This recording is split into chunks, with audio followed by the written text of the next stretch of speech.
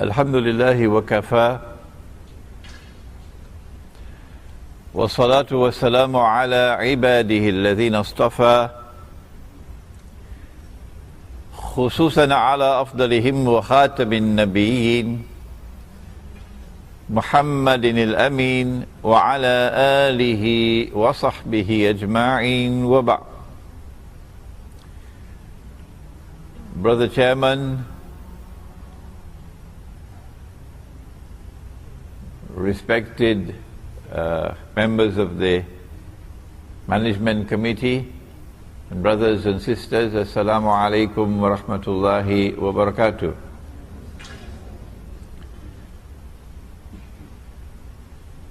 Our subject is one which is not just important, it is also one of critical importance. There are those who consider their supreme objective in life and their supreme loyalty to be holding on to their job and getting their promotion. But there are others who believe that their faith is the most important thing in their lives. And such people would want to sacrifice whatever they have to sacrifice in order to preserve their faith. We live in a world today where Allah subhanahu wa ta'ala is now testing us. And He is testing us with the greatest tests and trials ever in history. No people ever before, no people had to face the tests and trials that we now face. These tests and trials are of such a nature that reason alone, the rational faculty, the capacity to think, is not enough. No. We have to be a people who see with two eyes in order to be able to see and recognize the world today. But most people see with only one eye. They see with only the external eye. They are internally blind. They may have a PhD from MIT, but yet they are internally blind. The heart can see, but they don't teach that at universities, no. The heart can see what these eyes cannot see. The heart can penetrate beyond the external appearance to reach the internal reality of things. But that would be possible only when there is faith in the heart. And when there is faith or iman in the heart, then Allah puts into the heart nur. You cannot buy that nur in the stock market. It's not on sale. The government of Malaysia cannot give you that nur. No. Only Allah gives that nur. And when Allah puts nur in the heart, then with these two eyes, the external and the internal, we will be able to read the world today correctly. Otherwise we can be deceived, For example, those who see with one eye, they say we live in the best of all worlds. This is the best world ever. There has never been a better world than this. In this age, for example, we have electricity. Yesterday they used the oil lamp. In this age we have the motor car. Yesterday they used the donkey cart. In this age we have the telephone, something that you are familiar with in this company. And yesterday they used to use birds, pigeons, to take messages. In this age we have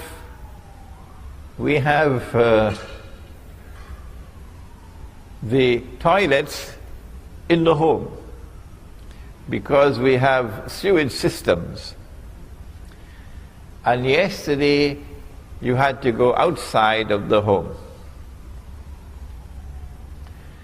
And so the evidence keeps on mounting. Who wants to go back to yesterday? This is the best of all worlds. Those, on the other hand, who see with two eyes, they say, but wait a minute. Can this be the best of all worlds? When those who are ruling the world and getting all of mankind to become carbon copies of themselves, that anything they do, they make all of mankind follow them.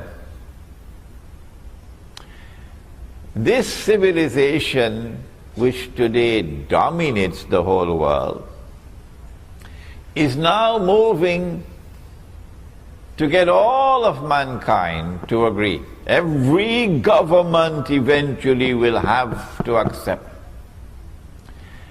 that it is legally permissible for a man to marry another man. Did you hear that? Did you hear that? That's progress, huh? That's progress. And get a marriage certificate. And for a woman to marry another woman and get a marriage certificate. We say, no, this doesn't look like the best of all worlds at all. This looks like the worst of all worlds. The difference between appearance and reality is remarkable. Yesterday we lived in a world in which, yes, there were people who were rich and there were others who were poor, of course, but we never knew an economy, no, not ever in history, in which the rich were permanently rich, and in which the poor were imprisoned in permanent poverty and destitution. This is the first time in human history. We say this is not progress. We always used money all through history.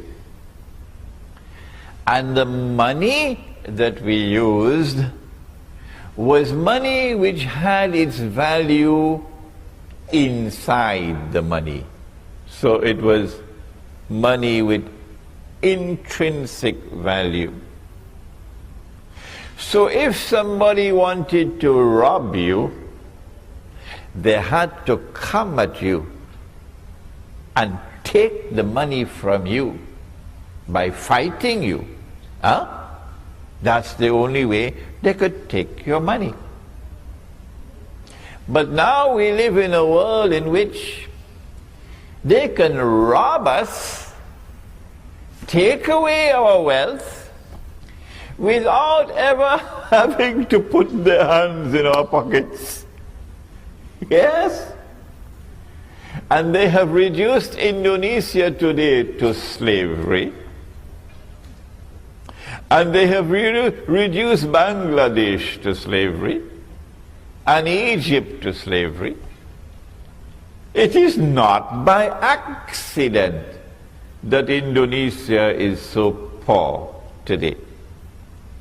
If you believe that Indonesia is poor because the Indonesians don't work, then you should buy a one-way ticket to the moon and go and stay there. You don't belong to here. No.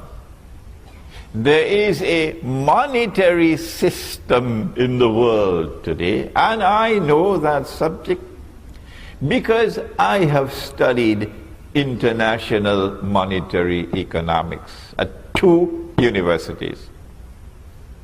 I know the subject. We have a system of money in the world today which is being used to rip off mankind, as a consequence of which one part of the world today is in slavery, and another part of the world are the slave masters. Welcome, brothers and sisters, sons and daughters, to our subject of signs of the last day. No one knows when the world is going to end, not even your CEO of this company. Nobody knows. When the world comes to an end, it will happen suddenly.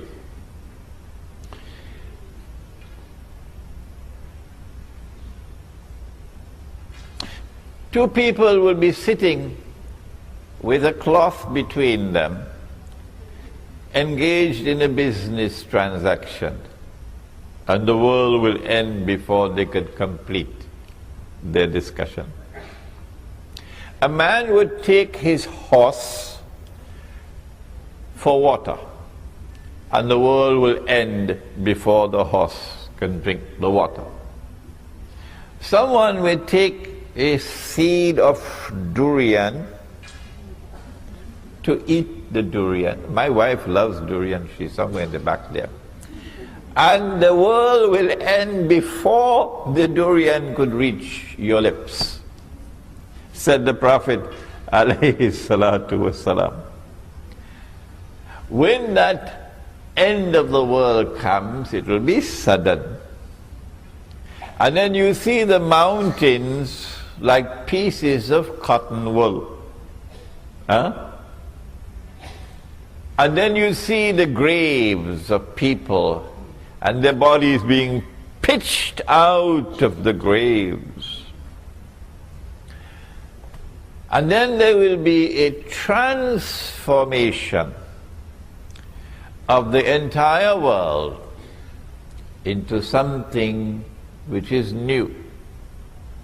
So if this is a world of space and of time, that would be something which would be different. But we are not concerned with the end of the world. No. We are concerned with an age which will come before the end of the world. And we have chosen to call this the end of history. That in this end of history, truth must triumph over all rivals. Justice must prevail in the world. the Security Council of the United Nations, that bunch of crooks could do what they want. Governments could stamp their feet and jump however they want. But justice will prevail in the world, and the oppressor will bite the dust at the end of history. This is there in the Quran, where Allah says, بعد أعوذ بالله من الشيطان الرجيم هو الذي أرسل رسوله بالهدى ودين الحق. He it is who has sent his messenger with guidance. This is guidance, not the stuff you get in the New Straits Times. This is guidance, the Quran. And the religion of truth, لِيُظْهِرَهُ عَلَى الدِّينِ كُلِّهِ, that this religion of truth might prevail over all rivals. History cannot end without this taking place. However, there is going to be an age which will precede that end of history, culminate with that end of history. And it is called, and you are familiar with this term in Malaysia, it is called Akhirul Zaman. But for some strange reason, I don't know why you say Akhirul Zaman. You must tell me why. It's Akhirul Zaman. And ilmu Akhirul Zaman in the English language is called Islamic, now don't be afraid, it's a big word now, it's called Islamic eschatology. I told you it's a big word. It is ilmu Akhirul Zaman. When Akhirul Zaman comes, then you're going to face the greatest of all tests and trials. And nearly all of mankind are going to fail. Very few will pass this test. And all those who fail will go into the hellfire, Jahannam. But Allah's Messenger said that there will be some signs by which you can recognize that you are living in Akhirul Zaman. And that is the topic of our lecture this afternoon. Nabi Muhammad alayhi salatu wasalam had performed the Hajj, and revelation came down announcing, this day have I perfected for you your religion, completed my favor unto you. And then he left Mecca and returned to Medina. And now there are only about 81 days left in his blessed life. It is at this time that the angel came. The angel came in the form of a human being. The angel came into the masjid, Jibreel alayhi salam. And the angel asked 5 questions. And of course, you're all familiar with the 5 questions. What is Islam? What is Iman? What is Ihsan? When will the last hour come? And what are the signs of the last hour?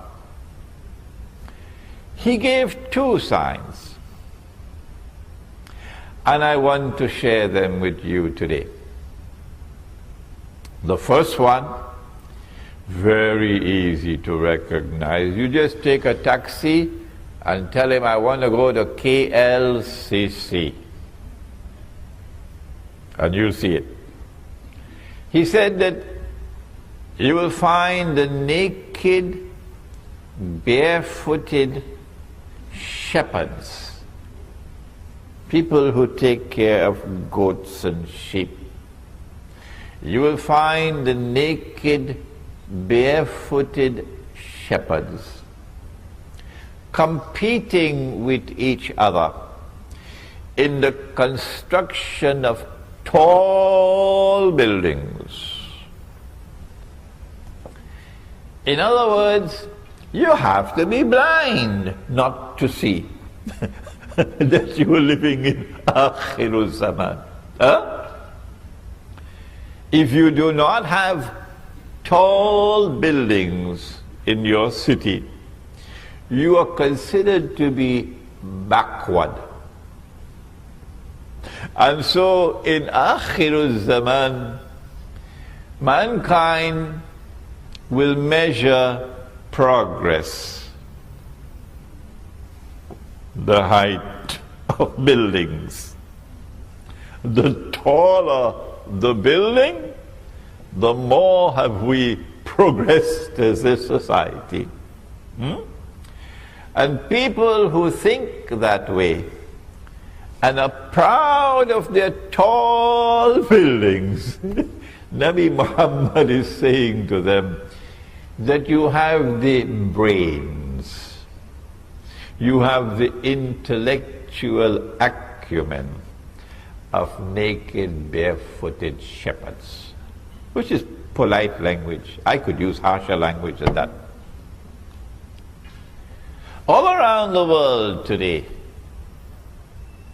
the skyscrapers of Manhattan are being replicated. Every city and every town now has its little Manhattan skyscrapers, including your Kuala Lumpur. And so here is a sign of the last day, which should function as a wake-up call. But there are those who are so asleep, nothing will wake them up. No. They have eyes and yet they cannot see. They have ears and yet they cannot hear. They have hearts and yet they do not understand. Allah says of such people, أُولَٰئِكَ كَالْأَنْعَامِ أُولَٰئِكَ كَالْأَنْعَامِ. They're just like cattle. They're just like cattle. So what can you do for them? Whether you want them or you don't want them, they don't bother with you. So let us now turn to the other people, who when they see the tall buildings, they will shake. They will shiver. They will say, this is what Nabi Muhammad alayhi salatu wasalam talked about, and I'm seeing it with my eyes. I now live in the most dangerous of all worlds. But he spoke about a second sign as well. He said that a slave woman, so in Akhirul Zaman, there's going to be slavery. We don't have slavery behind us alone. We have slavery in front of us.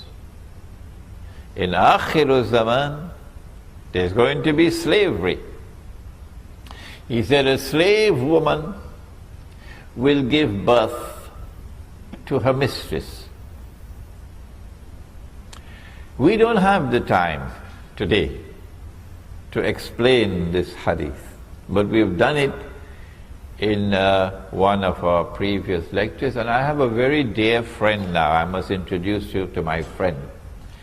My friend is called YouTube. And this friend of mine broadcasts my lectures, sometimes within hours of my giving the lecture. Right here you see him sitting there. And then in France they can sit down and listen to the lecture. And now in France they're asking for French subtitles. So you will find on YouTube a lecture in which I've explained this subject.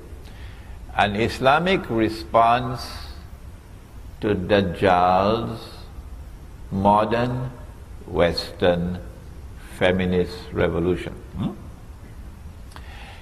But the slavery of which the Prophet spoke, alayhi salatu wasalam, is already here. And it is here because of something called riba. Riba is not only borrowing and lending money on interest, but riba is also every rip-off. And of course, the biggest rip-off to have ever occurred in human history is the one involving bogus, fraudulent, and haram paper money. And the money which is coming now, because paper money is on its way out, the US dollar, when last I heard about it, is in a special part of a hospital called ICU. You heard about ICU? In fact, I believe the US dollar is already dead, but they have a life support machine keeping it alive. And it will only be a matter of time before the US dollar is demonetized, meaning you cannot use the US dollar in the United States for buying and for selling. No, you can use it as wallpaper.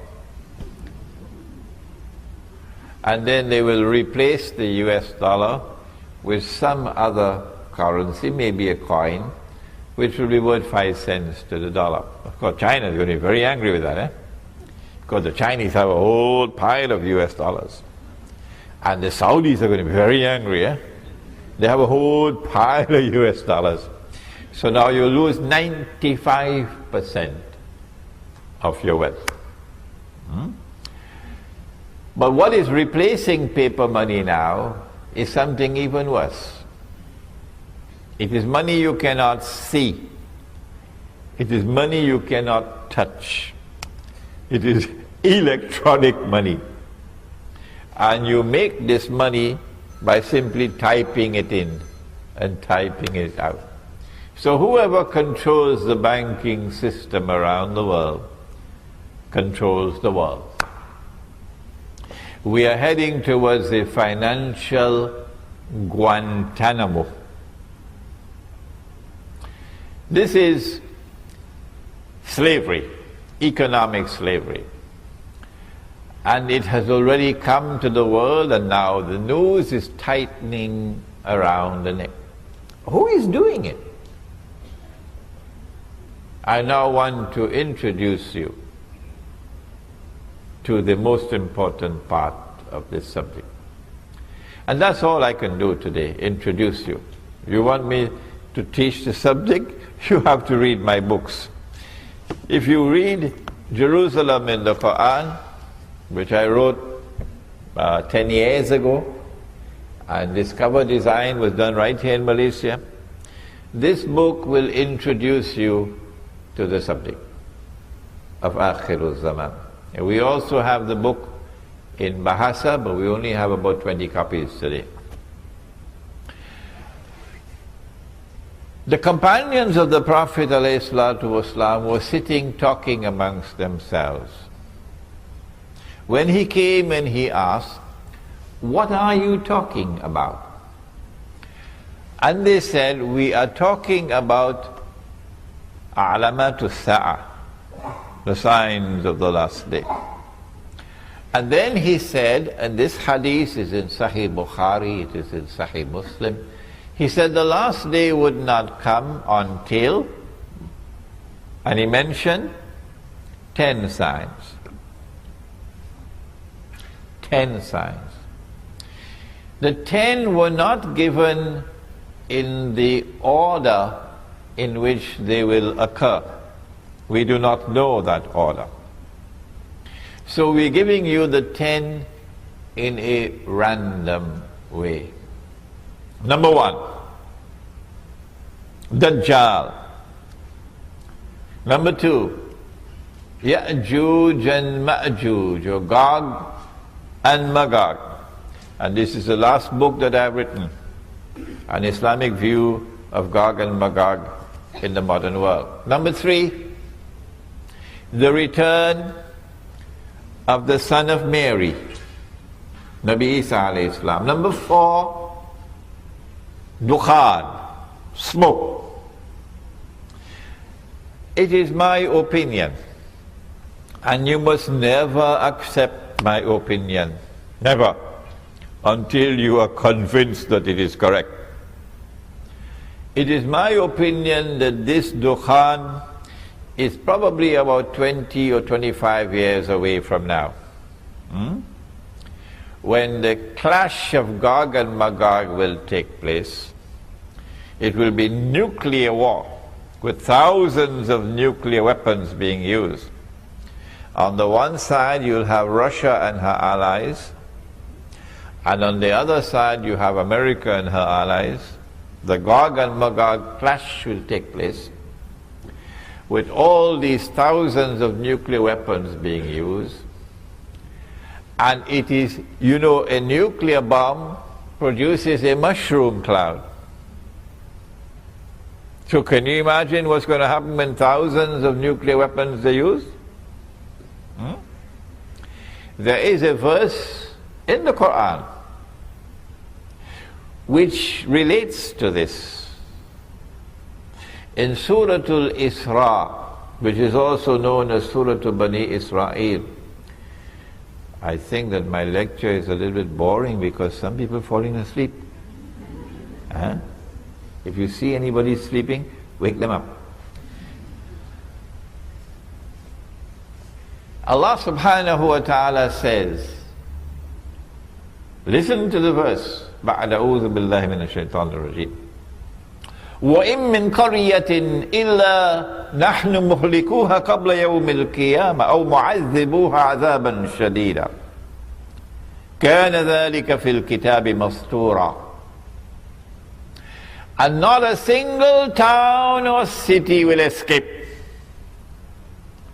Allah is going to destroy every town and every city.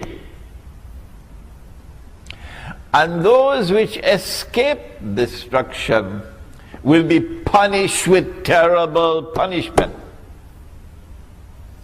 And my opinion is that you got about 20-25 years left.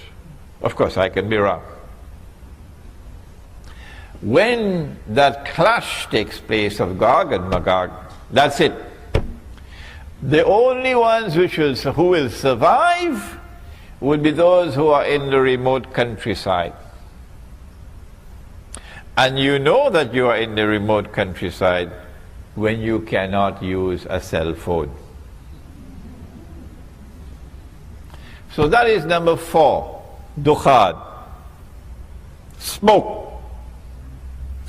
Number 5, Dabbatul Ard, a beast or a creature of the Ard. Ard can mean earth, Ard can mean the material universe, Ard can mean land, Ard can mean territory. In the context in which this appears, my opinion is that it refers to Al-Ardul Muqaddasa, the Holy Land. That a beast will appear in the Holy Land. The Quran tells us about that beast. And you know, the punctuation in the Quran did not come from Allah. No. The Prophet ﷺ would would recite the ayah, and the scribes would write it down. But when they wrote it down, they didn't put in punctuation. So this is one word which can have two possible meanings. That the beast would tukallimuhum, speak to them, or taklimuhum, wound them. My understanding is the second meaning is more appropriate. And so I have come to the conclusion that this state of Israel today is the beast of the up. But Allah knows best.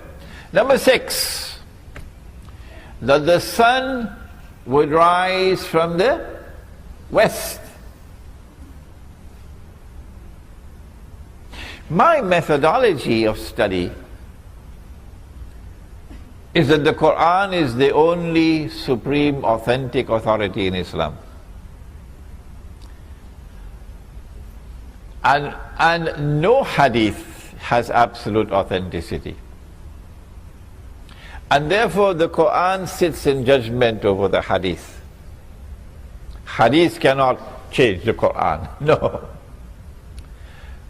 The Quran tells us that the sun rises from the east. I believe it does in KL, does it? From the east? Right, good. And the sun sets in the west. The Quran tells us that. And the Quran also tells us, La tabdila li khalqillah, that Allah's creation does not change. Therefore, I have come to the conclusion that the sun cannot physically rise from the west. No, because that would be in conflict with the Quran. But you would be surprised at the number of emails I'm getting from all over the world. Sheikh, there's something called reverse magnetic theory or something like that or the other. And the sun is actually going to rise from the west. Oh, they're not giving me any peace at all. Therefore, I have to understand the sun rising from the west to be something which is symbolic. There is going to be a false sunrise. That false sunrise will come from the west. It is not the true sunrise. This false sunrise wants to replace the true sunrise. And so I have perceived that false sunrise to be modern Western secular civilization. But this is my opinion. Do not accept my opinion unless you are convinced that it is correct. Number 7, 8, and 9. That there will be 3 khusuf, plural of khas. A khas is a movement of the earth, which is normally called an earthquake. But this movement of the earth would result in a sinking down of the earth. One would be in the east, the second would be in the west, and the third, you know, I was here a few years ago, and in Tamansuri, UK, it was Ramadan. The people, you didn't hear about it?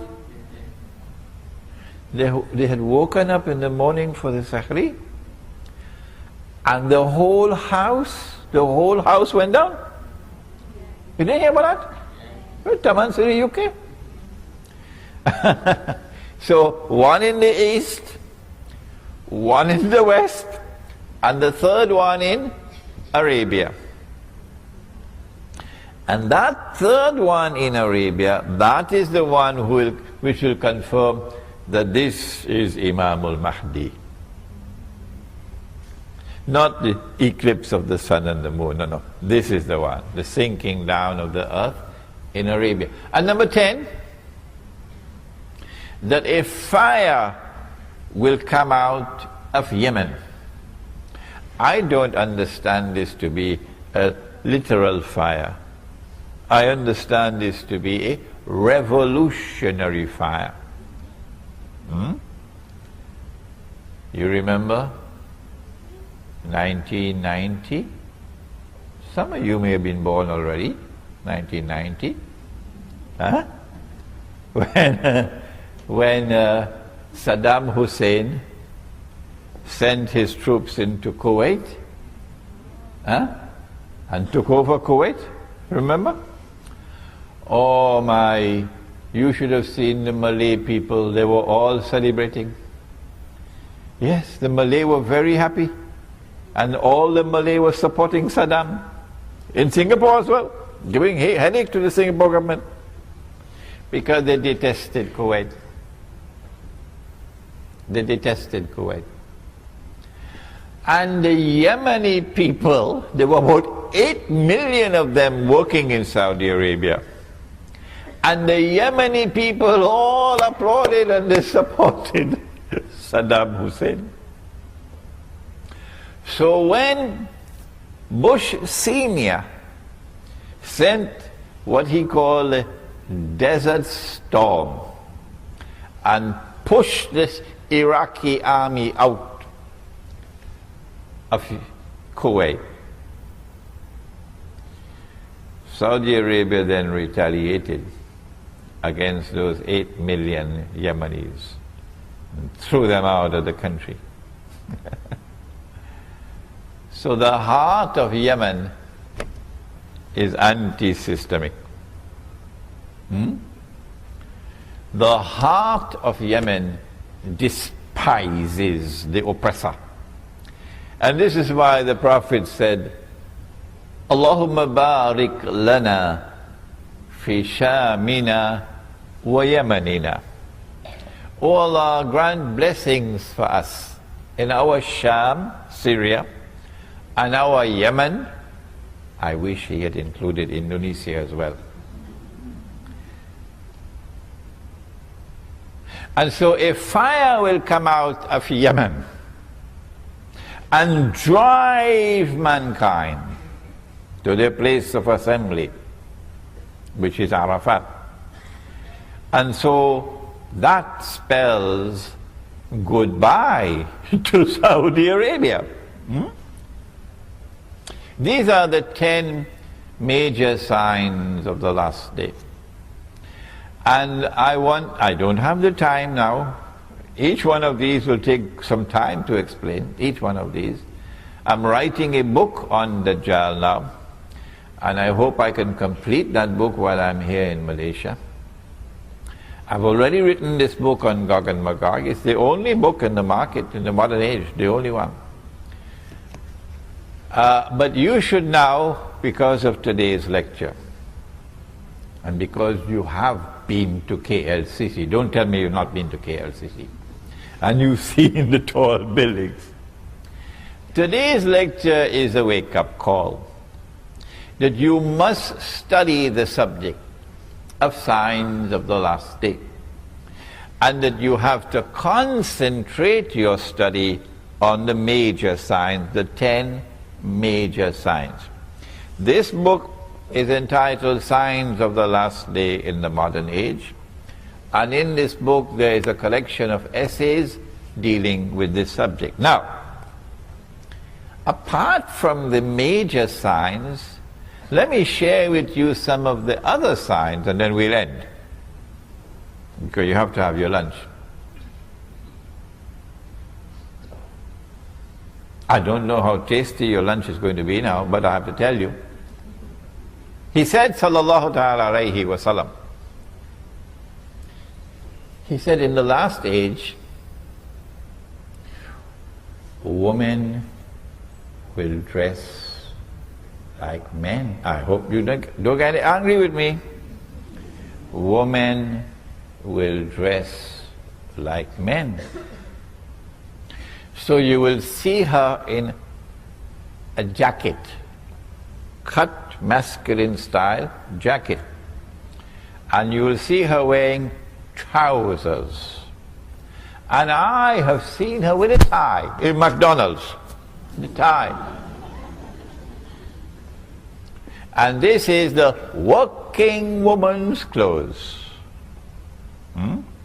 When you see that, tears should come in your eyes. That 1400 years ago, our prophet, in the desert of Arabia, he said that this will happen. Why is she dressed like a man? Answer: so that she can assume the functional role of men in society.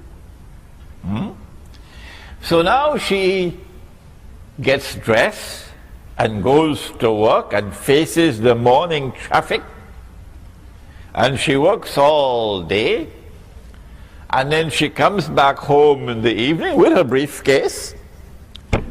Don't be annoyed with me, I have a job to do. And faces the evening traffic and advances in her career. When she is at work, she's an officer. She has men working under her, so she can't talk to them in a feminine voice. Her voice has to be masculine. So her voice becomes masculine. If you hear her on the telephone, you won't know, is it a man or a woman? And as her voice becomes masculine, and her work is masculine, oh my gosh, you should see her face. The face of a woman is soft and gentle, beautiful. No man here will differ with me that the most beautiful thing that Allah has ever created is a woman. Come on, tell me. But now she loses her femininity. And as she becomes more and more masculine, because she is dressing like a man, eventually men are no longer attracted to her. And so now the day will get married to the day and get a marriage certificate.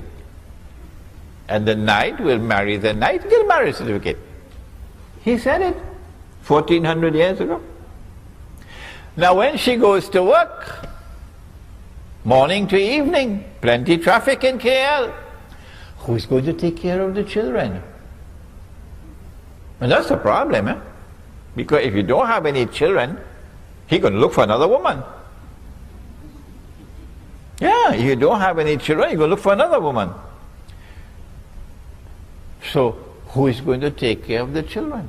Answer: oh, put the children in a daycare center. So I went to the daycare center. I spoke to the baby, only 6 weeks old, and a miracle occurred and the baby spoke to me. And I asked the baby, "Baby, do you prefer the daycare center or mommy?" And the baby said, "Prefer mommy." Oh, I see. So mommy is violating your right as a baby, and mommy is neglecting you. Well, the consequences of an evil deed is an evil result. So when the baby grows up, guess what the baby does with mommy?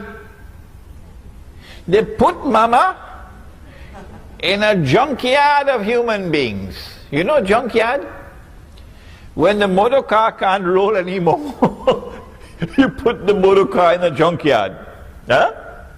So this is a nursing home for old people. So I went there and I saw her on a rocking chair. I said, Mama, can you hear me? Mama, what do you want?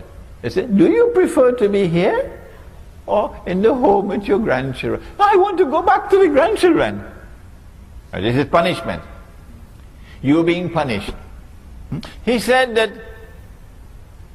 woman would be dressed and yet be naked. When last have you been to KLCC? Huh?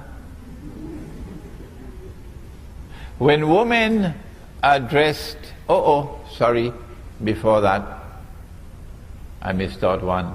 But they're going to be angry with me now, these fellows on this side. But never mind, we'll be friends after the lecture is over. He said men will dress like women.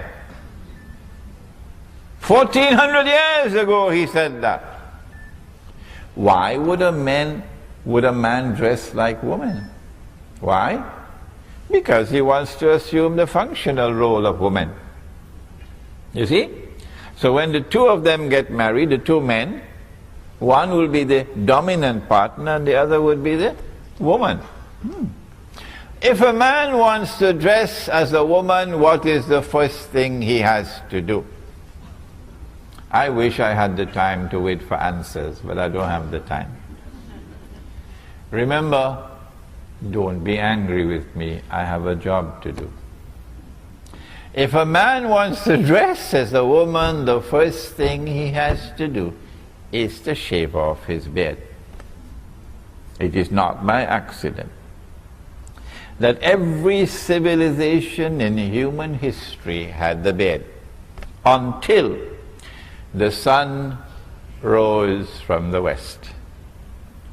And modern secular Western civilization shaved off the beard, and guess what the rest of men in the world did? So if he wants to marry you, tell him, put on his beard first. Grow your beard first, otherwise no marriage. Now then, he said that woman would be dressed and yet be naked. This is dynamite. Yes, this is going to cause explosions. Why?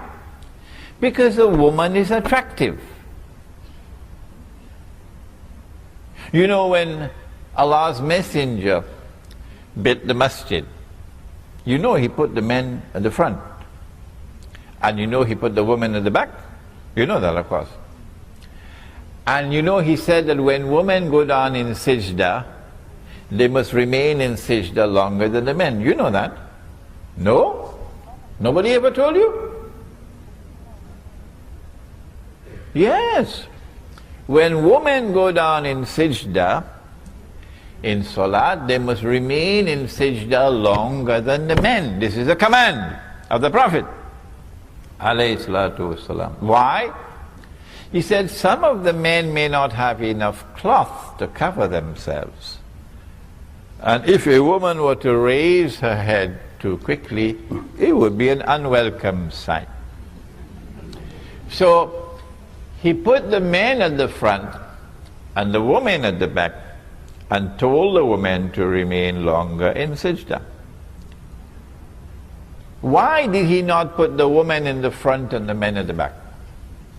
Answer: no man would be able to pray. No, you can't concentrate on prayer when you have women in front of you. Because women are beautiful. Women are desirable. And if there's a man who does not have desire for women, something is wrong with him. Give him a one-way ticket to the moon. So when women start to take off their clothing, you're heading for trouble. Yes. And he said women will be dressed and yet be naked. You're playing with fire. And he said the fire is going to come. Why? He said that eventually, I don't think it has come to Malaysia as yet, but it has already come to London and Paris and Japan and so on. He said you will find people having sexual relations in public like donkeys. Like donkeys. And this sexual revolution is provoked by a feminist revolution which takes woman and gets her to take off her clothing.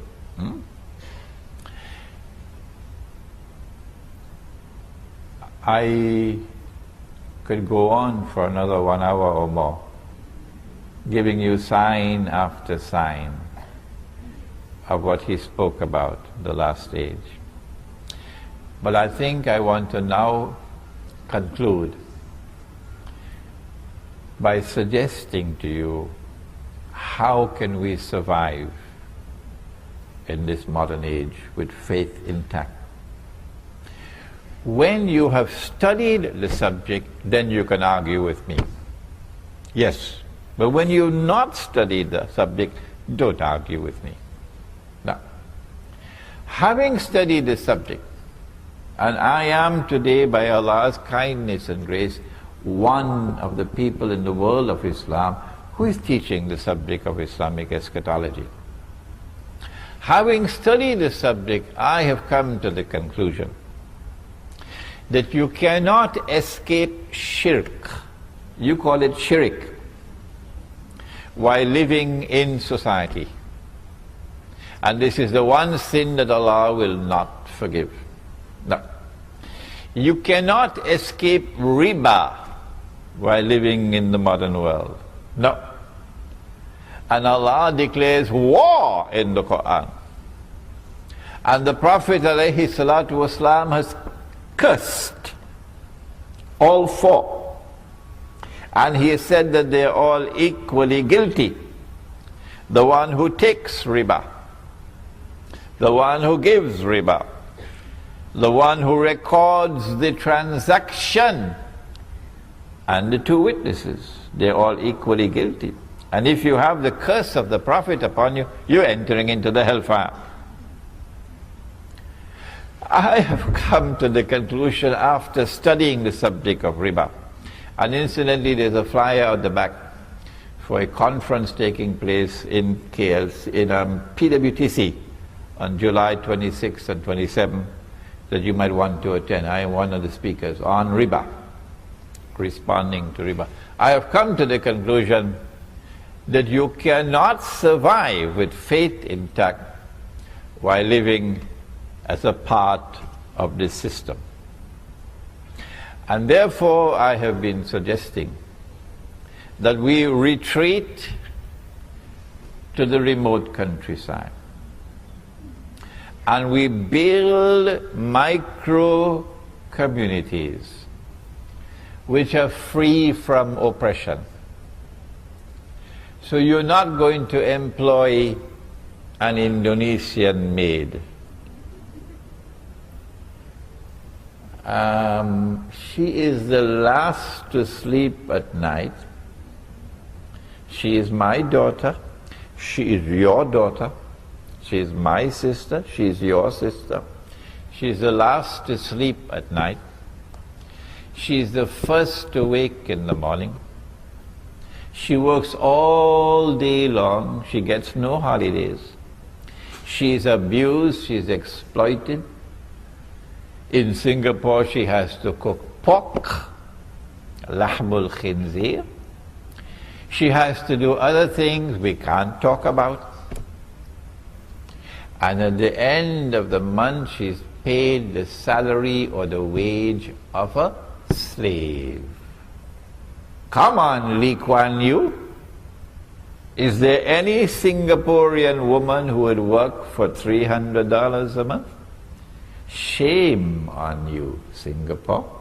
Shame on you, wherever in the world you pay a maid the wage of a slave. How do you know it's the wage of a slave? No Malaysian woman will work for that wage.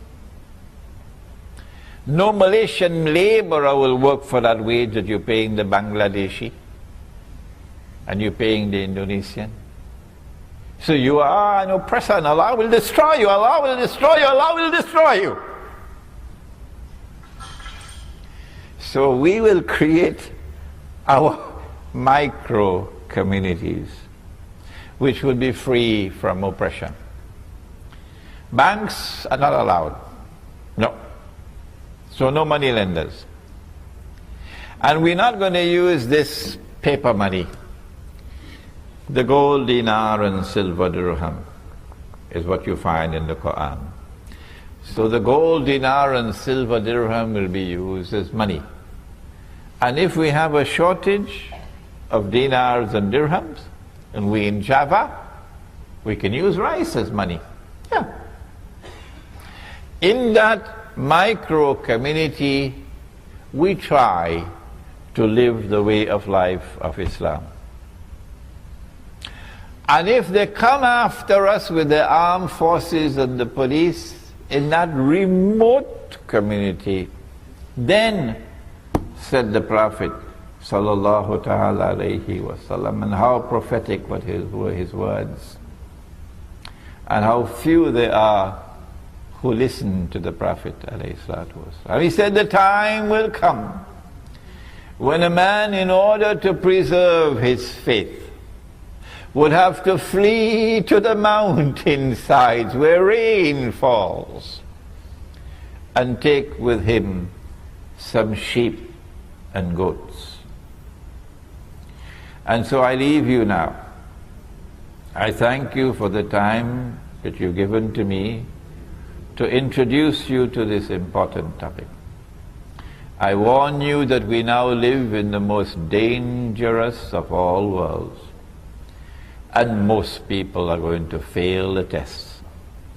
And I urge you to study the subject of signs of the last day and to examine my suggestion that survival requires us to try to live Islam. And we cannot live Islam in their cities and towns. But we might succeed if we remove ourselves from the towns and cities and go back to Kampung and build a community that is faithful to Allah and His Messenger. ربنا تقبل منا إنك أنت السميع العليم وتب علينا يا مولانا إنك أنت التواب الرحيم برحمتك يا أرحم الراحمين آمين. I saw my teacher, Maulana Dr. Fazlur Rahman Ansari, conducting a class. And while the class was being conducted, the azan was called. Of course, we will be going to the masjid. When the azan started, I heard him say, Allahumma Jalla Jalalahu, and then continue with the class. So I followed his way. If anyone can show me that this is prohibited, then of course I will discontinue it. Okay, there's nothing that I know of in the Quran and nothing that I know of in the Hadith with which to respond to your question. I therefore will give you my view.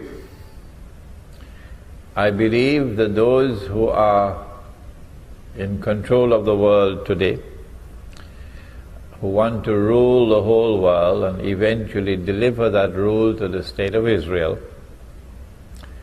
so that tomorrow Israel will rule the world.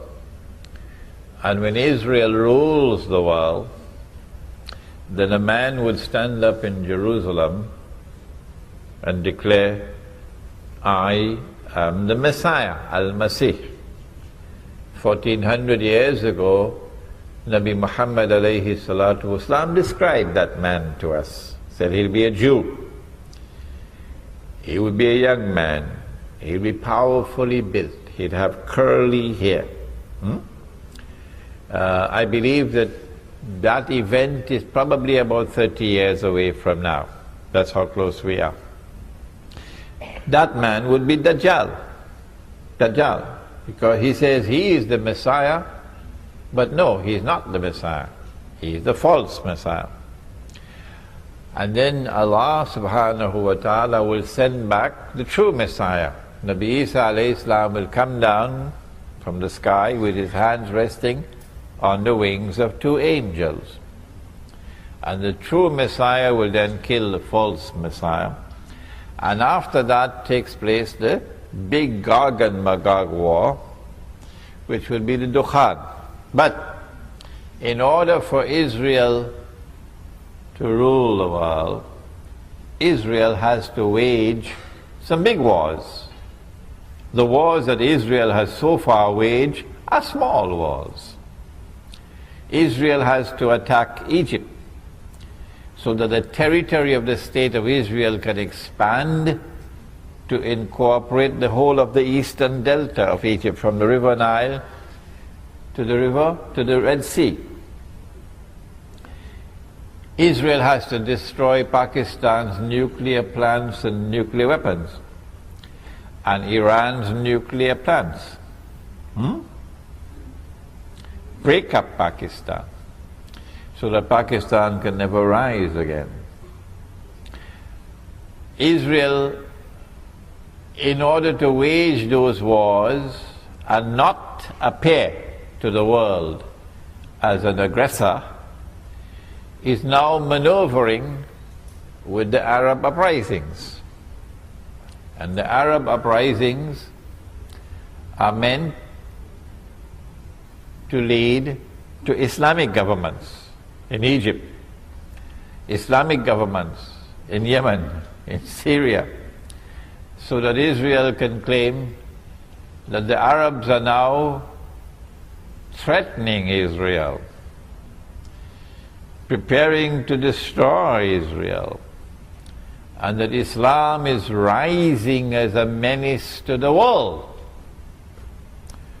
And then Israel will be able to wage her wars and say, we were only defending ourselves. We were saving mankind from Islam. It is possible that all of the drum beating concerning 2012 is because they want to use 2012 for starting those big wars. So that in 2012, I can be wrong of course, in 2012 you will witness the attack on Pakistan to destroy the nuclear plants and nuclear weapons. I'll be surprised if it does not take place by 2012. And the attack on Egypt, etc. Because mankind is being prepared for it, so let's not disappoint them. There is a hadith which has been universally accepted all through our 1400 years of our history. There's only be a very, very, very, very insignificant number of scholars who have questioned this hadith. The overwhelming majority for 1400 years have accepted the hadith.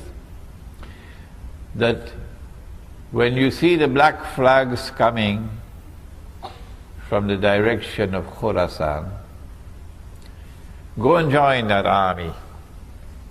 Even if you have to crawl over ice. There's 2 hadiths I'm joining now. 2. Go and join that army, even if you have to crawl over ice. Because no one will be able to stop that army until it reaches Jerusalem.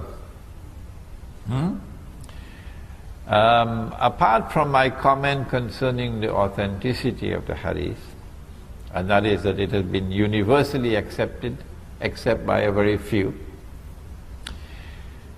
it appears to me that this army will be able to successfully march to Jerusalem only after Gog and Magog have destroyed themselves with that nuclear warfare. When that nuclear warfare takes place, if we have any scholars of physics and so on here, you can help me. But I have a suspicion. I'm not a scholar of physics.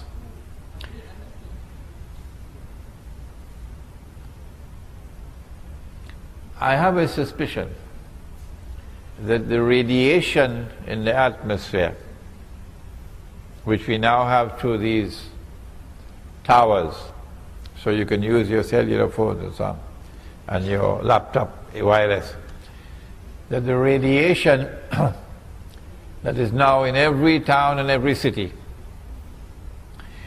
will function as an agent when the nuclear explosions take place, would function as a conductor to incinerate everybody. This is a hypothesis. I want a specialist to examine this hypothesis, because I want to get out of range of that. I want to get out of range of that radiation. The army would march after that Gog and Magog war takes place. And since you will not be able to use any cruise missiles and electronic weapons, it's going to be horses once again. I expect that army to march in about 30 years from now. But it's already begun its march because it's fighting back in Afghanistan. Khorasan, the heart of Khorasan is Afghanistan. But let me make one more comment. The Prophet said, alayhi salatu wasalam, that among the signs of the last day is that, listen carefully, one man would have to maintain 50 women. Please tell them he didn't say one man will have to marry 50 women. No, one man will have to maintain 50 women. 1400 years ago he said that. And I believe that is around the corner. The fulfillment of this hadith is around the corner. I believe that this hadith is telling us that there is going to be a calamitous decline in the birth of baby boys. Only baby girls are going to be born. Rare would be the birth of a baby boy. Why? Why? The medical doctors have explained to me that the sperm has male chromosomes and female chromosomes. And when the male chromosome fertilizes the egg, then baby boy is born. But when the male chromosome does not fertilize the egg, then the default is a baby girl. The radiation from cellular phone towers, from laptop computers, the radiation, he said, is damaging. Notice where the laptop sits on your lap. It is damaging male sperm production. It is weakening the male chromosome. As the male chromosome becomes weaker and weaker, less and less baby boys are going to be born. So, now every woman in the world, you can ask them, wants to have a baby boy. Yeah. The only place you can get a husband who can give you a baby boy is our village. Because when our baby boys are born in our village, our baby boys are kept away from that radiation. Our baby boys are fed with natural food, not GM food. So the baby boy who grows up in the village is the prize that every woman in the world will want to have as a husband. Okay?